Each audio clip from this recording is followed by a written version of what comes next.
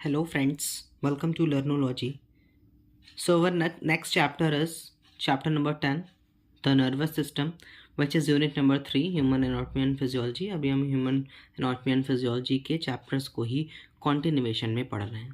ठीक है, ये यूनिट एंड होगी, उसके बाद हम दूसरी यूनिट को टारगेट करेंगे. नेक्स्ट, इसी में सबसे ज़्यादा इंपॉर्टेंट टॉपिक कौन सा है? That is your neuron. Nervous system अगर हम पढ़ रहे हैं और न्यूरॉन की ही बात हमने नहीं किया, this is not possible. So let's get started with the lecture guys. So first of all, what is the another name of neuron is? That is nerve cell, the unit of the nervous system. जैसे cell chapter को जब हमने पढ़ा था तो उसमें उसकी cell क्या थी? स्ट्रक्चर एंड फंक्शनल यूनिट थी पूरे बॉडी की. वैसे ही नर्व सेल या जिसे आप न्यूरॉन भी बोलते हो, वो नर्वस सिस्टम की यूनिट है. Our nervous system consist of brain, spinal cord and sense receptor and a whole lot of nerves. यानी हमारा जो नर्वस सिस्टम है वो ब्रेन से मिलकर बना है, स्पाइनल कॉर्ड से मिलकर बना है, सेंस रिसेप्टर से मिलकर बना है एंड बहुत सारी नर्व्स से भी मिलकर बना है. The brain and spinal cord are made up of neurons or nerve cells. So let us first learn about these cells, that is neurons. Structure of neurons को देखेंगे. इसके बाद एक दो स्ट्रक्चर, जैसे आपको बहुत सारे स्ट्रक्चर से आप ऑलरेडी फैमिलियर होगे बिकॉज ये न्यूरॉन एक ऐसा टॉपिक है जैसे आप मल्टीपल क्लासेस में भी पढ़े होगे. इसके मेनली 3 पार्ट होते हैं. Yes, the 3 main parts of neuron are cell bodies, या जैसे आप सेल बॉडी भी बोलते हो, डेंड्राइट्स एंड एक्सॉन. तो पहले फिगर को देख लेते हैं, उसके बाद फिर कंटेंट पे आते हैं. So this is a very beautiful diagram of nerve cell, जिसे आप न्यूरॉन भी बोलते हो. इसको हम 3 पार्ट में डिवाइड कर देते हैं, या इसके 3 पार्ट होते हैं. फर्स्ट इज पेरिकैरियन, जिसे हम साइटॉन भी बोलते हैं या सेल बॉडी भी बोलते हैं, and second is your axon, and third is your axon endings या एक्सॉन टर्मिनल्स. अब पेरिकैरियन या साइटॉन में क्या क्या आएगा? न्यूक्लियस, डेंड्रॉन, डेंड्राइट्स, ये वाला पोर्शन डेंड्रॉन है.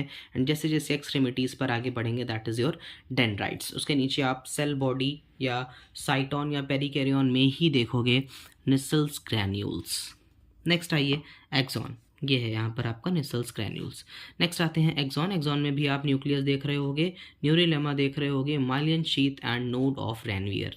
ये चीज़ें कहाँ कहाँ प्रेजेंट है वो देखिएगा, बाकी इनका फंक्शन क्या है ये सारी चीज़ें जस्ट अभी देखेंगे. What actually node of Ranvier? Extra cells covering the axon nerve fibre. Next आपका आता है एक्सॉन एंडिंग्स. यहाँ पर ये वापस से किससे कनेक्ट हो जाएंगी? एक अलग नर्व सेल से कनेक्ट हो जाएंगी, दैट इज़ डेंड्रॉन से.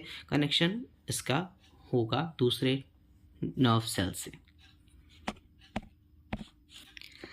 द सेल बॉडी, पेरिकैरियन या साइटॉन भी हम उसे बोलते हैं. Peri means surrounding, karyon means nucleus. It contains a well defined nucleus, बिल्कुल, surrounded by a granular cytoplasm. It has all the cell organelles like other cells, only centrosome is absent. Very important कि इसमें बहुत सारे cell organelles होते हैं जो कि other sales में भी होते हैं, सिर्फ सेंट्रोसोम यहाँ पर एब्सेंट होगा because nerve cells have lost the ability to divide. Nerve cells के पास डिवाइड करने की एबिलिटी, क्षमता नहीं होती है. Second is your dendrites. Dendron की मीनिंग होती है ट्री या branch. These are branch cytoplasmic projections of the cell body. They conduct nerve impulses to the cyton. यानी डेंड्राइट्स का काम क्या होता है? नर्व इम्पल्स को कंडक्ट करना. कहाँ तक? साइटॉन तक. नेक्स्ट एंड थर्ड पोर्शन या थर्ड पार्ट ऑफ न्यूरॉन और nerve cell is axon. It is a long process from the cell body. बिल्कुल, सेल बॉडी एंटीरियर पोर्शन या सबसे ऊपर का पोर्शन है और एक्सॉन सबसे बैक का पोर्शन है. एक्सॉन एंडिंग सबसे बैक का है, मिडिल का एक्सॉन है. It varies in size from a few millimetres to even more than 1 metre in length. Yes, in most neurons the axon is surrounded by a white insulating sheath called myelin, या जिसे हम medullary भी बोलते हैं. Say this everyone, this is myelin, this is myelin. Say this, myelin sheath. Next, which is covered by an outermost sheath called न्यूरोलेमा, या कभी कभी उसे हम न्यूरीलेमा भी बोलते हैं. The myelin sheath shows gap. बहुत सारे गैप्स भी माइलिन शीट्स के बीच में दिख रहे होंगे. से दिस एवरीवन, ये गैप्स आपको दिख रहे होंगे ना, ये इसके बाद फिर ये एक गैप है, उसके बाद ये, एंड यहाँ पर भी एक छोटा सा गैप है। अब ये गैप को हम क्या बोलते हैं वो देखते हैं। The balance sheet shows gap throughout the length, which are called nodes of Ranvier. Some axons may have side branches, कुछ axons के side branches भी होते हैं, जैसे हम क्या बोलते हैं, collaterals.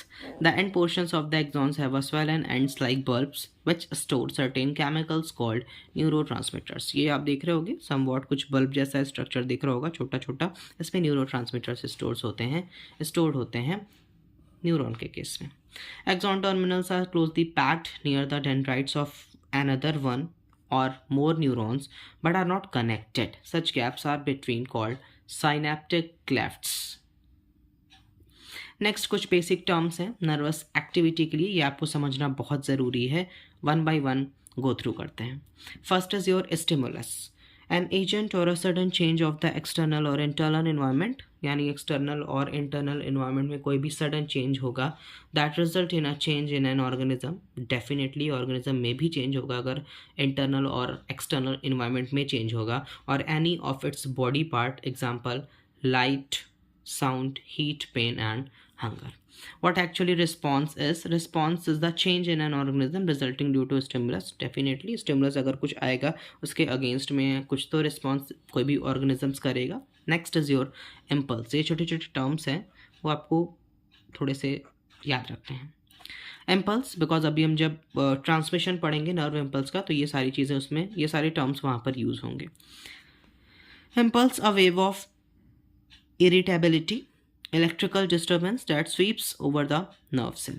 Receptor specialized epithelial cells होते हैं which on receiving the stimulus, जब वो stimulus को receive करते हैं, set up waves of impulses toward the central nervous system, and impulses को central nervous system की तरफ ले जाते हैं, जैसे photoreceptors related to sight, phonoreceptor related to sound, thermoreceptor related to temperature, olfactory receptors related to smell, and so on present in our sense organs. Next and last is your effectors. effector में आपकी muscles भी आ सकती हैं and glands भी हो सकती हैं। वो effectors, muscles और glands which on receiving the impulse from the brain or spinal cord contract or secrete substances.